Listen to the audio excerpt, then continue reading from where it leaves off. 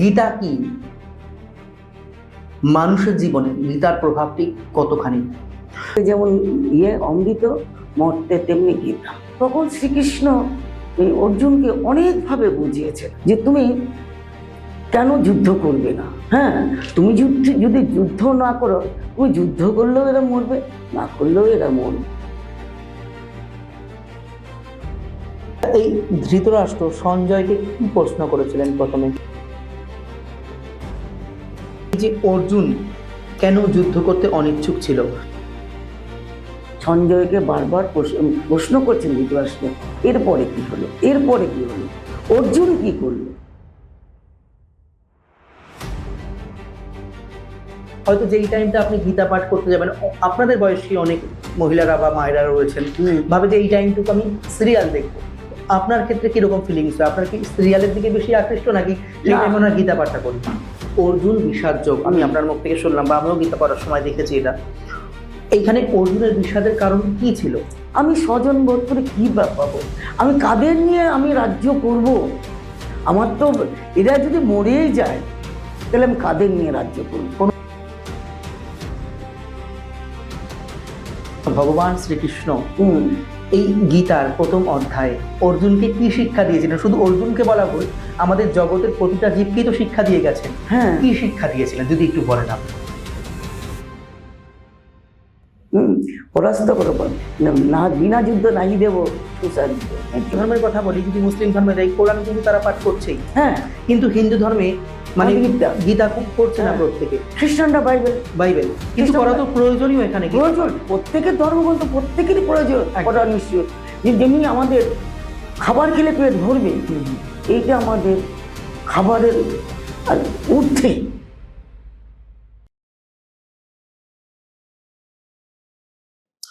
নমস্কার, বিপিজি আর পডকাস্টের আরেকটি নতুন পডকাস্ট বা অনুষ্ঠানে আপনাদেরকে অনেক অনেক স্বাগত।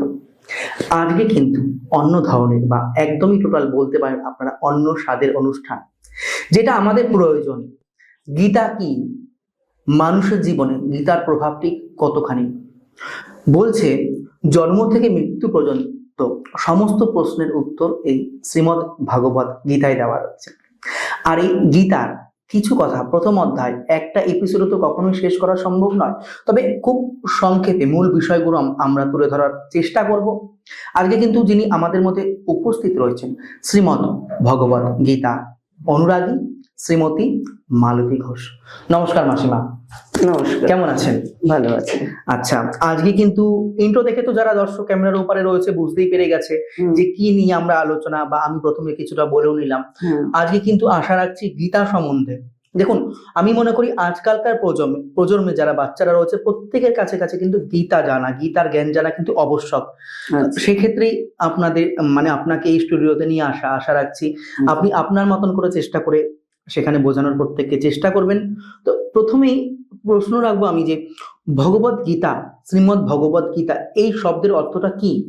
আচ্ছা, তাহলে আমি গীতার সম্বন্ধে কিছু বলার আগে আমি গুরু বন্দনা একটু করতে চাই। গুরু ছাড়া তো সব অন্ধকার। হ্যাঁ, গুরু ছাড়া সব অন্ধকার।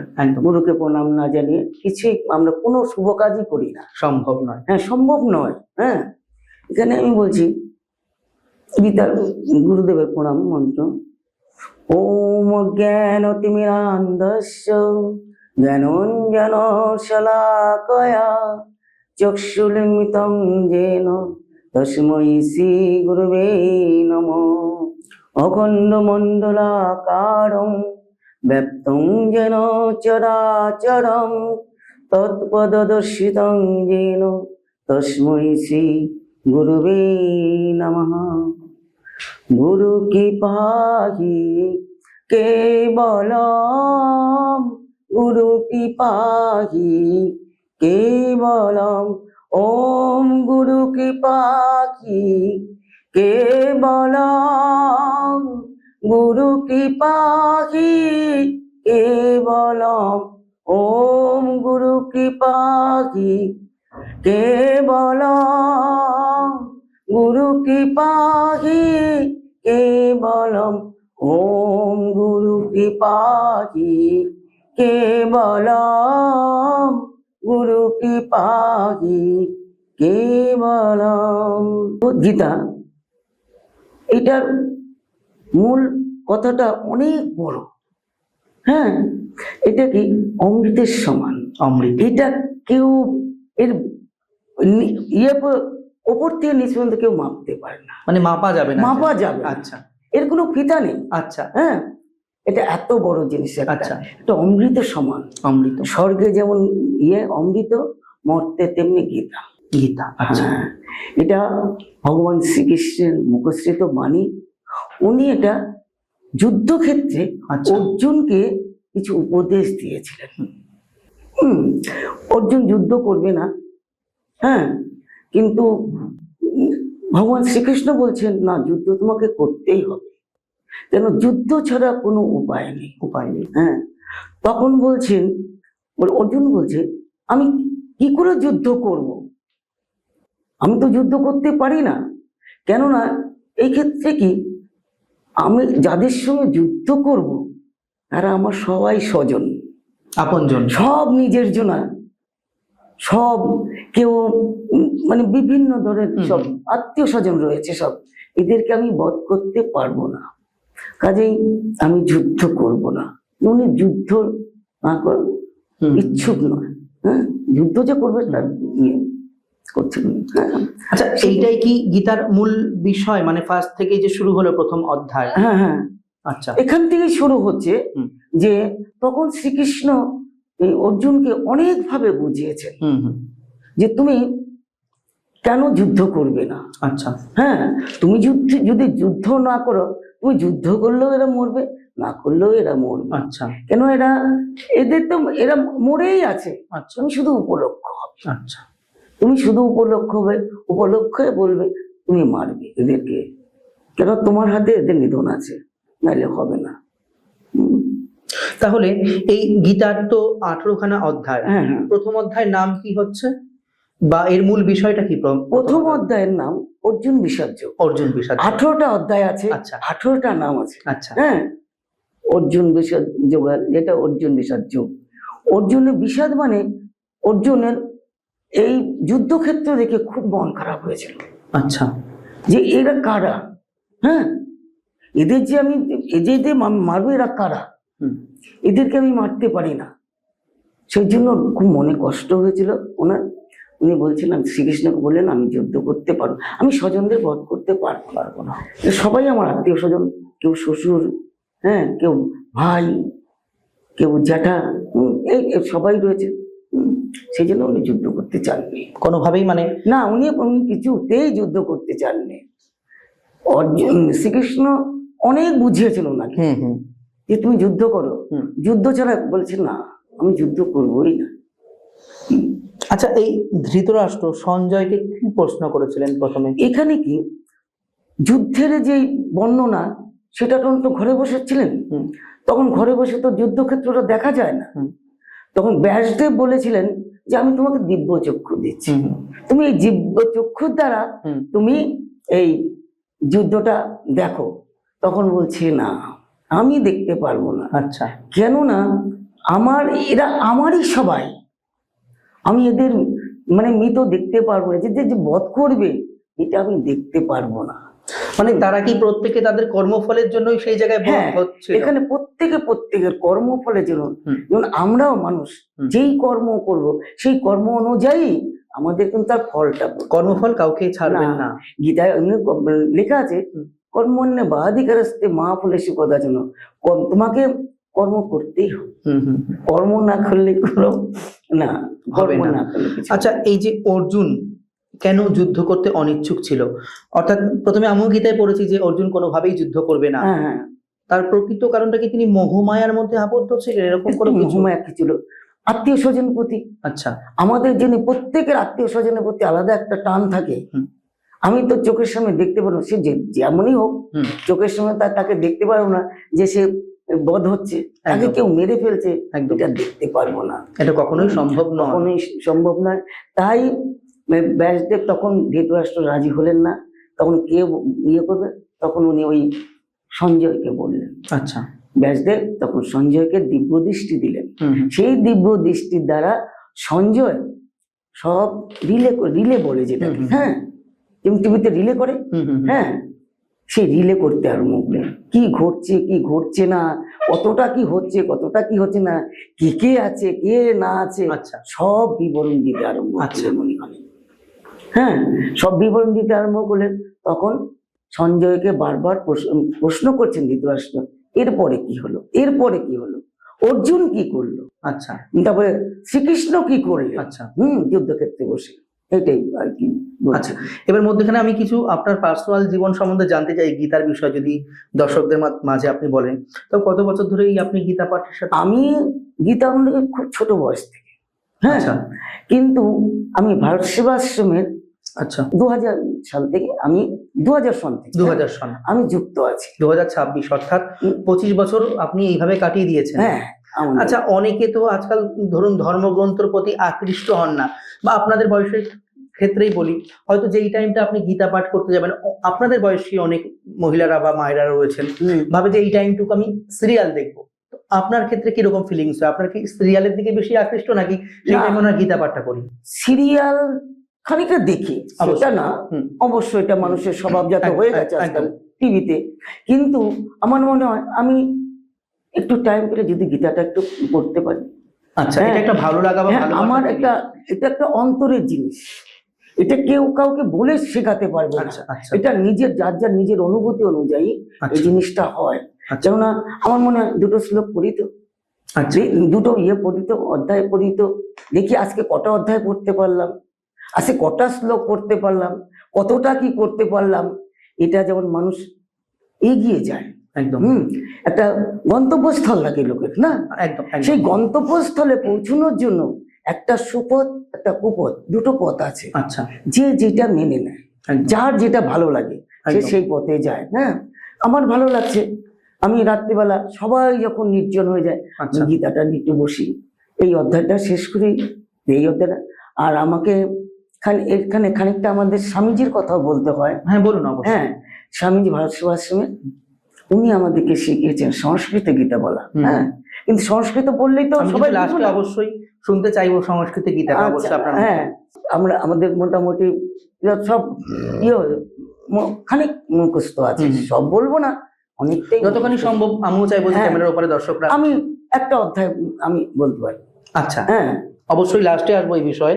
আচ্ছা, এই যে প্রথম অধ্যায়ের নাম অর্জুন বিষাদ যোগ, আমি আপনার মুখ থেকে শুনলাম বা আমিও গীতা পড়ার সময় দেখেছি এটা, এইখানে অর্জুনের বিষাদের কারণ কি ছিল?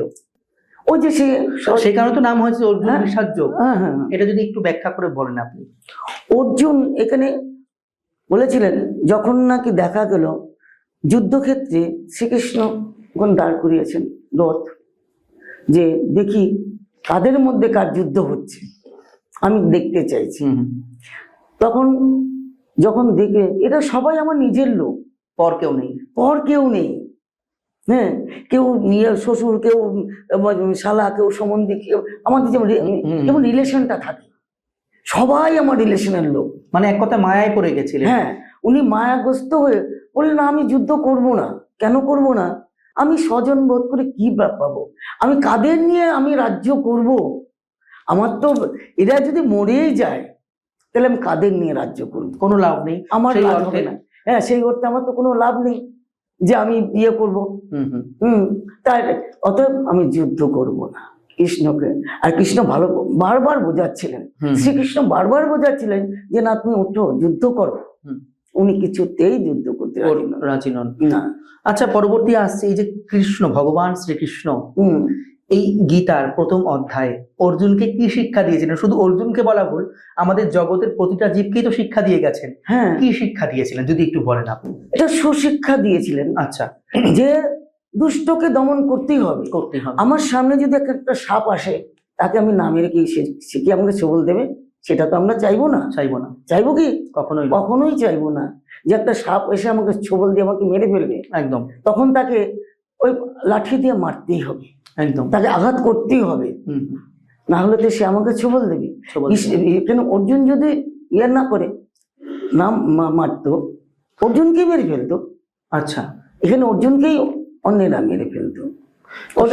সেক্ষেত্রেও মানে ভগবান শ্রীকৃষ্ণ বললেন যে তুমি যুদ্ধ করো, মানে আমাদের হয়তো ভগবান কোন জায়গায় এটা শিক্ষা দিয়েছেন যে তুমি লড়ে যাও, আমি আছি। এখানে যেমনই বলেছিল আমরা 5টা গ্রাম চাই। আচ্ছা, কিন্তু দুর্যোধন রাজি হননি। আচ্ছা, এক কথাই বললেন সুচাগ্রে নেই দেব না, সুচাগ্রে নেই দেব মেদিনী। আচ্ছা, নাহি দেব মেদিনী, কেননা সূচের ডগা যতটুকু মাটি আটবে ততটুকু দেব না, কিন্তু যুদ্ধ করো, পরাস্ত করো আমাকে, তাইলে আমি তোমাদের ইয়েতে, তাহলেই তুমি পাবে সর্বরাজ্য। পরাস্ত করো না, বিনা যুদ্ধ নাহি দেব সুচাগ্রে মেদিনী, এইটাই বলেছিলেন। আচ্ছা, আপনি এখনকার জেনারেশনকে, মানে এখনকার জেনারেশন রয়েছে তাদের উদ্দেশ্যে ঠিক আপনি আপনার ব্যক্তিগতভাবে কি বার্তা দিতে চান, যে গীতাটা কতখানি প্রয়োজন আমাদের জীবনে? গীতাটা আমাদের মানুষের, এটা আমাদের পবিত্র ধর্মগ্রন্থ, যেমনি স্বর্গে অমৃত একদম মর্তে গীতা। গীতা আজকাল তো মানে কেমন একটা সব, মানে আমি অন্যরকম হয়ে গেছে। অন্য ধর্মের কথা বলি, যদি মুসলিম ধর্মে যাই, কোরআন কিন্তু তারা পাঠ করছেই, হ্যাঁ, কিন্তু হিন্দু ধর্মে মানে গীতা করছে না প্রত্যেকে। খ্রিস্টানরা বাইবেল, কিন্তু করা তো প্রয়োজনীয়, এখানে প্রয়োজন, প্রত্যেকের ধর্মগ্রন্থ প্রত্যেকেরই প্রয়োজন করা নিশ্চয়। যেমনি আমাদের খাবার খেলে পেট ভরবে, এইটা আমাদের খাবারের আর ঊর্ধ্বে। আচ্ছা, এটা আমাদের খাবারের ঊর্ধ্বে, কেন খাবার খেলে পেট ভরে, আর এটা করলে কোথাও কি আত্মার খিদে মিটাচ্ছে না, এটা আত্মার খিদা মেটাচ্ছে, আর আধ্যাত্মিক খিদা মেটাচ্ছে। আচ্ছা, একটা মানুষকে একটা প্রশ্ন করলে আপনি বলুন তো এটা, তখন একটা তাকে আমি বুঝে সবকিছু বলতে পারছি যে এটা এইরকম হবে, এটা এইরকম হবে। গীতার এইরকম একটা ইয়ে আছে। গীতা একটা এমন ধর্মগ্রন্থ যে কেউ পাঠ করতে পারে, প্রত্যেকেই পাঠ করতে পারে, কি নিচু জাতি কি উঁচু জাতি, হ্যাঁ, পয়সালা কে গরিব কে কি, সেটা কেউ দেখবে না, সবাই পাঠ করতে পারে গীতাটা। একদম আমাদের ধর্মীয় গ্রন্থ, এর জন্যই তো বলা হয়েছে অমৃতের সমান। অমৃত, গীতা অমৃত সমান, স্বর্গের যেমন অমৃত মর্তে আমাদের গীতা। একদম একদম। মাসিমা, এতক্ষণ অনেক কিছু জানতে পারলাম গীতা সম্বন্ধে আপনার থেকে, বা আপনি আপনার ক্ষমতা মতন আমাকে বা দর্শকদেরকে বোঝানোর চেষ্টা করলেন। কারণ প্রত্যেকেরই আমাদের একটা নির্দিষ্ট ক্ষমতা থাকে, ক্ষমতার বাইরে তো গিয়ে আমরা কোনো কিছু বলা সম্ভব নয়। এইবার আমিও গীতা পড়ি, এখানে না গীতা এই যে ধর্মক্ষেত্র কুরুক্ষেত্র, এই ধর্মক্ষেত্র এবং কুরুক্ষেত্র দুটো কথার আলাদা মানে কি বোঝানো হয়েছে এখানে? হ্যাঁ, দুটো এটা যদি আপনি একটু ভেঙে বলেন। ধর্মক্ষেত্র বলতে এখানে যেখানে ভগবান শ্রীকৃষ্ণের চরণ পড়েছে, সেই জন্য ওই জায়গায় তো ধর্মক্ষেত্র হবেই হবে, মানে ধর্মস্থান হয়ে গেল, ধর্মীয় স্থান হয়ে গেছে। আচ্ছা, হ্যাঁ, এটা কত বছর আগে হয়েছে, এখনো সেই স্থানে কত সুন্দর জায়গা, আমি ওখানে দেখে এসেছি। আচ্ছা, বাহ, খুব সুন্দর। হ্যাঁ, আপনি গেছিলেন? হ্যাঁ, আমি গেছি, আমি ওখানে 3 বা 4 বার গেছি। 4 বার? গেছি ওখানে। এটাও তো ভগবানের কৃপা। হ্যাঁ, ওনার আমাকে নিয়েছে, ওনার কৃপা ছাড়া আমরা কিছুই করতে পারি না, গাছের একটা পাতা পড়বে না ওনার কৃপা ছাড়া। হ্যাঁ, উনি যদি না যেত আমি ইয়ে করতে, মানে আমাদের ক্ষমতাই নেই ওখানে যাওয়ার। যেরকম আপনার থেকে আমি বহু বছর আগে শুনেছিলাম যে বলুন দাপর যুগে আমরা হয়তো বৃন্দাবনে বাস করতাম, সেই জন্যই এই ঘোর কলি যুগে এসে মহাপ্রভুর ধামে বাস করছি। মহাধামে, হ্যাঁ, সেই জন্য আমাদেরও যুগ যুগান্তর ধরে পুণ্য, বহু জন্মে কোনো না কোনো পুণ্য ছিল সেই মহাপ্রভু ধামে। সত্য তেতা দাপর কলি। হ্যাঁ, আর শ্রীকৃষ্ণের অর্জুনটা দাপরে হয়েছিল, দাপর যুগে হয়েছিল। ভগবান শ্রীকৃষ্ণ মুখশ্রিত বাণী অমৃত সমান, একদম একদম দাপর যুগে হয়েছিল। সেই দাপরের পরে আমরা কলি। আচ্ছা, হ্যাঁ, এক দাপর যুগে একদম শেষ সময়ে কিন্তু গীতাটা ভগবান বলেছিলেন শ্রীকৃষ্ণকে, ভগবান শ্রীকৃষ্ণ অর্জুনকে বলেছিলেন। হ্যাঁ, একদম দাপর যুগে শেষে, কেন এরপরে আর তো টানা হয়নি। আচ্ছা, তাহলে ভগবান শ্রীকৃষ্ণের চরণ সেখানে পড়েছিল বলে তো ধর্মক্ষেত্র হলো। তাহলে কুরুক্ষেত্রটা যেহেতু যুদ্ধ হয়েছিল, যুদ্ধের হয়েছিল। আচ্ছা আচ্ছা, যুদ্ধে সেখানে বড় বড় রথী মহারথীরা ছিলেন। আচ্ছা, ভীষ্ম ছিলেন একদম অনেক বড় মহারথী, একদম দ্রোণাচার্য ছিলেন। আচ্ছা, এটা হলো কৌরবদের ক্ষেত্রে, এদের আত্মীয় স্বজন ছিল। আচ্ছা, কৌরবদের ক্ষেত্রে এটা ছিল। আচ্ছা, আর অর্জুনদের পক্ষে ছিল স্বয়ং শ্রীকৃষ্ণ, ভগবান যার পক্ষে ছিলেন, তার তো কোনো প্রয়োজন নেই, তবুও তার মধ্যে ভীম ছিলেন। আচ্ছা, যুধিষ্ঠির ছিলেন, তারপর নকুল সহদেব ছিলেন, আর একজন মহারথী ছিলেন, আচ্ছা তার নাম অভিমন্যু। আচ্ছা সে হলো অর্জুনের পুত্র আর সুভদ্রা পুত্র। আচ্ছা সে সুভদ্রা আবার শ্রীকৃষ্ণের বোন। আচ্ছা সেই সেই সেখানে তো তীর্থক্ষেত্র হবেই, হবে। বিশাল তীর্থক্ষেত্র। ওখানে কৃষ্ণ অর্জুনকে রথে পড়ে যে সেখানে বাঁধানো আছে, আচ্ছা, সেই বটগাছটাও আছে, সব রয়েছে ওখানে। কোনোদিনও যদি আমাদেরও সৌভাগ্য হয়, তিনি হ্যাঁ। কৃপা করেন। দেখছি ওখানে গোবিন্দ কৃপা করেছে, গোবিন্দ আমাদের কৃপা করেছেন। 4 গ দিয়ে আমাদের সমস্ত কি বলছি, হ্যাঁ হ্যাঁ হ্যাঁ 4 গ দিয়ে গীতা, হ্যাঁ, গঙ্গা, হ্যাঁ, গায়ত্রী আর গোবিন্দ। গোবিন্দ, এই 4 নাম যার হৃদয়ে বাস করে যাবে তার আর অমৃতের দরকার হয় না। মানে সমস্ত কিছু তার এই জন্মেই পাওয়া হয়ে গেল এরকম। হ্যাঁ, সমস্ত কিছু। কারণ জন্ম জন্মান্তর এই যে 4 গ দিয়ে যে তৈরি গীতা, তারপরে তোমার গোবিন্দ, গোবিন্দ, গায়ত্রী, গায়ত্রী, গঙ্গা। এখানে কি বলা হচ্ছে? 4 গ। 4 গ, আচ্ছা, 4টে গ দিয়ে, হ্যাঁ, আচ্ছা, এই ধর্মগ্রন্থ। ধর্ম, হ্যাঁ, গঙ্গা পবিত্র নদী, গীতা আমাদের পবিত্র গ্রন্থ, আর তোমার গায়ত্রী আমাদের মন্ত্র। মন্ত্র, একদম 4 গ দিয়ে, একদম একদম। আর গোবিন্দ স্বয়ং শ্রীকৃষ্ণ, ভগবান। মানে এই 4টে জিনিস যার হৃদয়ে বসে যাবে তার আর পুনর্জন্ম হবে না, সে অমৃত সমান পেয়ে গেল। আচ্ছা, হ্যাঁ, সে অমৃত পেয়ে গেল জীবনে। কিন্তু কজনা পাই আমরা?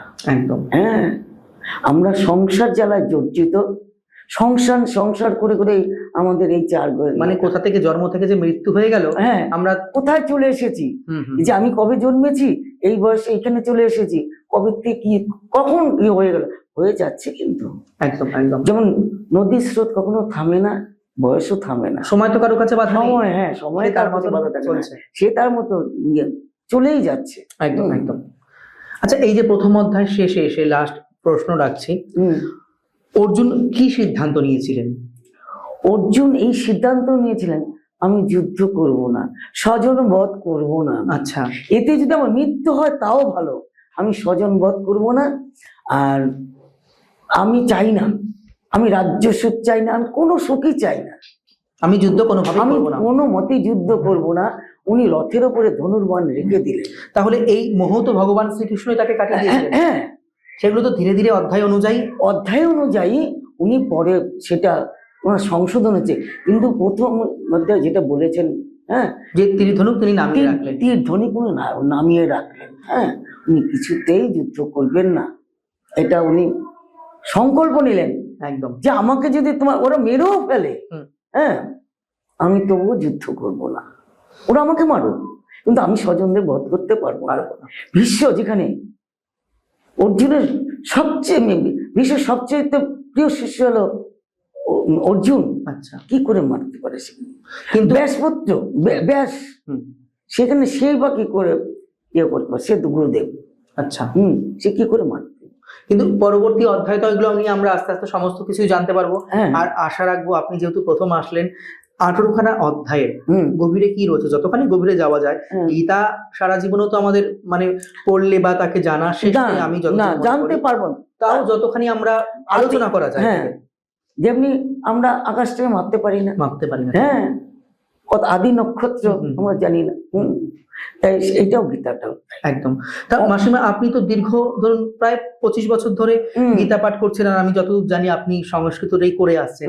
এই প্রথম অধ্যায় যদি আপনার কিছুটা হোক বা আপনি পুরোটা যেটুকুনি আপনি পারেন, যদি দর্শকদের মাঝে একটু আপনি কিভাবে পড়েন, এটা যদি একটু। এটা আমাদের ভাষ্যমের একটা সুরে, খুব সুন্দর সুর করে আমাদের স্বামীজি শিখিয়েছেন। আচ্ছা, আমি সেভাবে পড়ি, আমরা দলবদ্ধ হয়ে পাঠ করি ওখানে। আচ্ছা, আমাদের সুর আছে একটা আলাদা। আচ্ছা, সেই সুরে আমি পাঠ করবো। হ্যাঁ হ্যাঁ, নিশ্চয়ই করুন। হ্যাঁ, আচ্ছা। ওম শ্রী পরমাত্মনে নমঃ। অত প্রথম অধ্যায় অর্জুন বিষাদ যোগঃ ধৃতরাষ্ট্রবাচ ধর্মক্ষেত্রে কুরুক্ষেত্রে সমবেত যুযুৎসব মামকা পাণ্ডবাশ্চৈব কিম কুর্ভূত সঞ্জয়। সঞ্জয় উবাচ দৃষ্টা তু পর্ণমাণিকম ভূর্যং দুর্যোধনস্ততা আচার্যমপসংযম রাজা বচনমব্রবীৎ। ঐশৈতান পাণ্ডুপুত্রাণাম আচার্য মহত চমুম গৌরং দ্রুপদপুত্রেণ তব শিষ্যেন ধীমতা। অত্র সুরা মহেশ্বস্বা ভীমার্জুন সমাযুধি যুযুধান বিরাটশ্চ দ্রৌপদশ্চ মহারথ। দৃষ্টকেতু চেকিস্তান কাশীরাজস্য বীর্যবান পুরোজিত কুন্তিভোজস্য শৈবশ্চ নরপুঙ্গবঃ। যুধমন্যাশ্চ বিক্রান্ত উত্তমজাশ্চ বীর্যবান সৌভদ্র দ্রৌপদেয়াশ্চ সর্ব এব মহারথা। অস্মাকান্ত বিশিষ্টা যে তান্নিবোজ দ্বিজোত্তম নায়কা মম সৈন্যস্য সংঘাত তান ভূমিবিদ। ভাবান ভীষ্মশ্চ কর্ণশ্চ কৃপশ্চ সমঞ্জয় অশ্বত্থামা বিকর্ণস্য সৌমদত্ত ততর্জিত। অন্যে চ বভূসুরা মদত্তে ত্যক্ত জীবিতাঃ নানা শস্ত্রপহরণা সর্বে যুদ্ধ বিশারদাঃ। অপর্যাপ্তং তদাত্মকং বলং ভীষ্মা বিরক্ষিতম পর্যাপ্তোত্তিদমেশেন বলং ভীমা বিরক্ষতম। অয়েন যু সর্বেশ যথাভাগমবস্থিতা ভীষ্মমেবা বিরক্ষন্ত ভবন্ত সর্ব এব হি।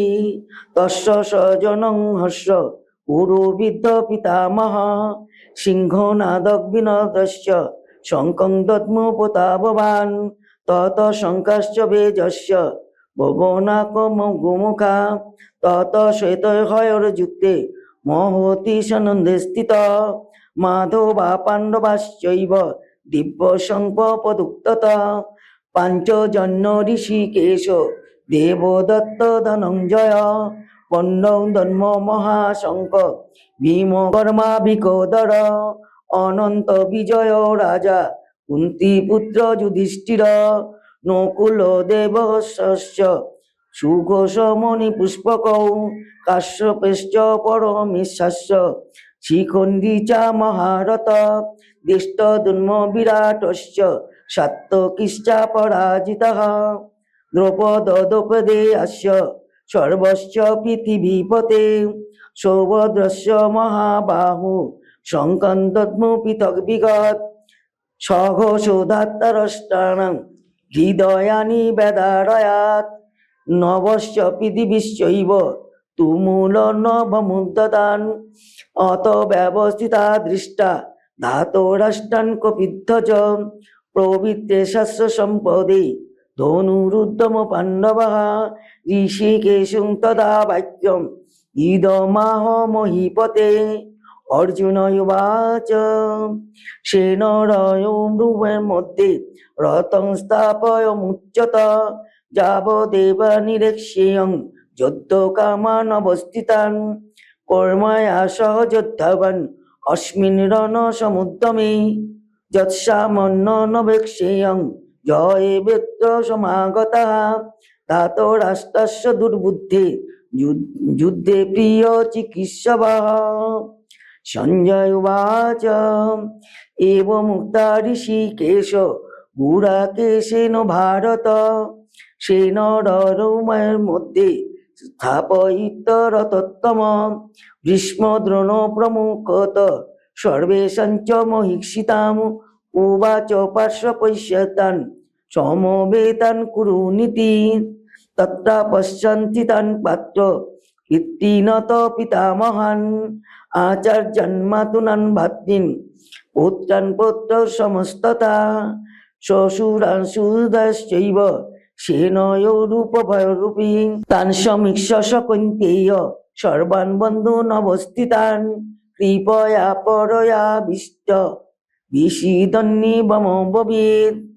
অর্জুন উবাচ দৃষ্টে মান স্বজনং কৃষ্ণ যুযুৎসুং সমবস্থিতান সিদন্তি মম গত্রাণি মুখঞ্চ পরিশুষ্যতি বেপতুশ্চ শরীরি মে রোমহস্যশ্চ জায়তে গান্ডীবং সহস্র হৈতাৎ তচ্চৈব ত পরিদ্যতে ন চ শক্নোমবস্থাতুং ভ্রমতিব চ মে মনঃ নিমিত্তানি চ পশ্যামি বিপরীতানি কেশব ন চ সেয়নুপশ্যামি হত্বা সজ্জন মাহবে ন কাংক্ষে বিজয়ং কৃষ্ণ ন চ রাজ্য সুখানি চ কিং ন রাজ্যেন গোবিন্দ কিং ভোগৈর্যজীবিতবাহ যে সামর্থ্যে কাঙ্ক্ষিতং ন রাজ্য ভোগা সুখানি চ তৈমেবস্তা যুদ্ধে বাণান ত্যক্তা ধনানি চ আচার্য পিতরা পুত্রার তথৈব চ পিতামহান মাতুলা শ্বশুরান পুত্রা শ্যালা সম্বন্ধিনাস্ততা এতান্ন হন্তমিচ্ছামি নতপি মধুসূদন অপি তৈলক্য রাজস্য হেতু কিন্ন মহিকৃতে নিহত ধাতরাষ্ট্রাণং কাপ্রীতিশা জনার্দন পাপ মে বাইস্তস্মান হতৈতানি তানি তস্মান্নাহং বয়ং হত্বং ধাতরাষ্ট্রাংশ বান্ধবান স্বজন হি কথং হত্বা সুখীন শ্যাম মাধবা যদ্যপেতেন পশ্যামি লোভোপহত চেতসঃ কুলস্যঙ্কিতং দোষং মিত্রজোহ চ পাতকং কথং ন গেয়মস্মাভি পাপাদুমস্মি বর্তিতুম কুলস্যঙ্কিতং দোষং প্রপশ্যদ্বি জনার্দন কুলস্যং পুনশ্যন্তি কুলধর্ম সনাতন ধর্মে নষ্ট কুলং কৃষ্ণ অধর্মবিভবাত্তুত অধর্মবিভবাৎ কৃষ্ণ বোধিষ্যন্তি কুলস্ত্রিয় ত্রিষু তুষ্টাসু বৈষ্ণেয় জায়তে বর্ণ সংস্কার সংস্কার নরকৈব কুলজ্ঞানং কুলস্য চ পতন্তি পিতরো ঝেষং লুপ্ত পিণ্ডদক ক্রিয়া দর্শৈরেতে কুলঘ্রাণং বর্ণ সংস্কার কারকৈ উৎসাদন্তে জাতি ধর্ম কুল ধর্মাশ্চ শাশ্বতা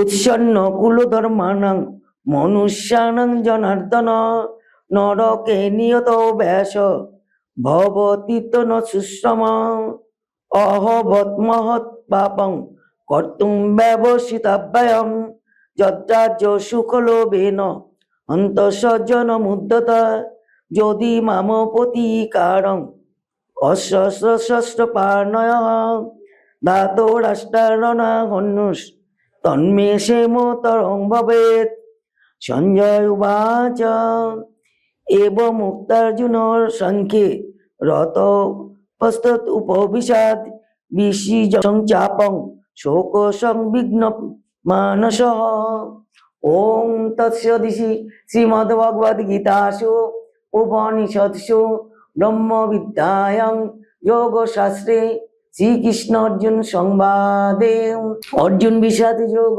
নাম প্রথমোধ্যায়ঃ হরি ওম তৎসৎ হরি ওম তৎসৎ হরি ওম তৎসৎ। এই কিছুক্ষণের জন্য পুরো পরিবেশটাই কিন্তু বদলে গেল। হ্যাঁ, কারণ এই যে শব্দ, আমাদের সংস্কৃতের যে একটা শব্দ, গীতাটা পাঠ করলেন আপনি, আসলে প্রথমে আমি যখন আপনাকে বললাম আপনি না করতে পারেননি, যারা ক্যামেরার ওপারে রয়েছে তাদের উদ্দেশ্যে বলছি, মাসিমার তো অনেকখানি বয়স হয়েছে বলতে গেলে।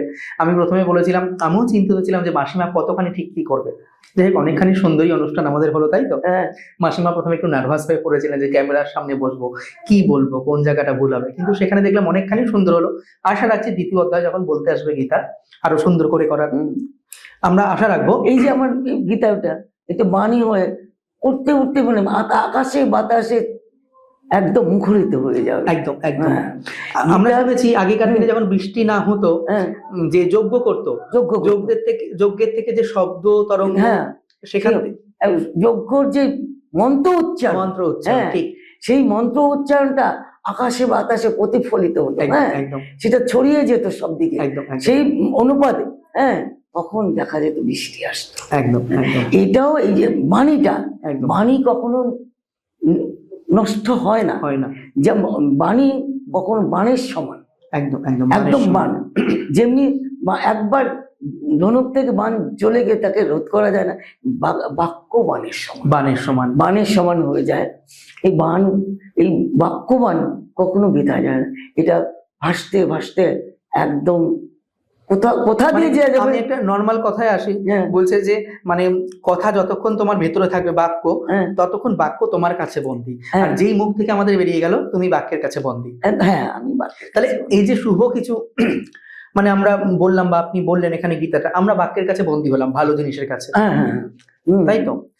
যাই হোক, যারা দর্শকরা রয়েছেন আজকে, যারা প্রথম দেখলেন বা গীতার প্রথম অধ্যায় যতক্ষণই পারলাম বা মাসিমা পারলো, চেষ্টা করলো এই বয়সে এসো এতখানি বলার, অবশ্যই গীতা কমেন্ট বক্সে জানাবেন। আর যদি ভালো লেগে থাকে একটি লাইক একটি শেয়ার কিন্তু করাই যেতে পারে। আর যাদের ভালো লাগলো, যারা নতুন বন্ধুরা দেখছেন, যদি দ্বিতীয় অধ্যায় সম্পূর্ণ কিছু জানতে হয় কি করতে হবে? যারা ইউটিউব থেকে দেখছেন একদম আমাদের চ্যানেলটিকে সাবস্ক্রাইব করতে হবে। যারা ফেসবুক পেজ থেকে দেখছেন কি করতে হবে? ফলো করে পাশে থাকতে হবে।